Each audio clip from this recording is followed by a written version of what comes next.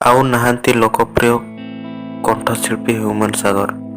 ଭୁବନେଶ୍ୱର ଏମ୍ସରେ ଚିକିତ୍ସାଧୀନ ଅବସ୍ଥାରେ ପରଲୋକ। କିଛି ଦିନ ହେବ ତାଙ୍କ ସ୍ୱାସ୍ଥ୍ୟାବସ୍ଥା ସଙ୍କଟପୂର୍ଣ୍ଣ ରହିଥିଲା। ଲିଭର ଓ କିଡନୀ ଜନିତ ରୋଗରେ ପୀଡ଼ିତ ରହିଥିଲେ ହ୍ୟୁମାନ ସାଗର।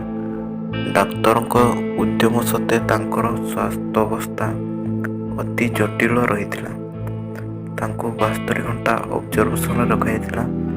ମୃତ୍ୟୁ ବେଳକୁ ହ୍ୟୁମାନ 36 ବର୍ଷ ବୟସରେ ମୃତ୍ୟୁବରଣ କରିଛନ୍ତି। ଏକାଧିକ ଅଙ୍ଗ ପ୍ରତ୍ୟଙ୍ଗ ଅଚଳ ଯୋଗୁଁ ତାଙ୍କ ଜୀବନ ରକ୍ଷା କରିବା ଡାକ୍ତରଙ୍କ ପକ୍ଷେ ସମ୍ଭବ ହେଲା ନାହିଁ। ହ୍ୟୁମାନ ସାଗରଙ୍କ ମୃତ୍ୟୁ ଖବର ପ୍ରଚାରିତ ହେବା ପରେ ସାରା ରାଜ୍ୟରେ ଶୋକର ଛାୟା ଖେଳିଯାଇଛି।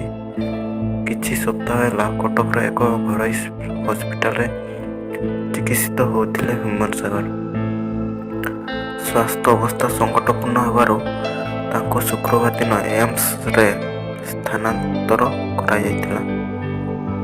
ଶେଷରେ ଜୀବନ ଯୁଦ୍ଧରେ ହାରିଯାଇଛନ୍ତି ହ୍ୟୁମାନ ସାଗର।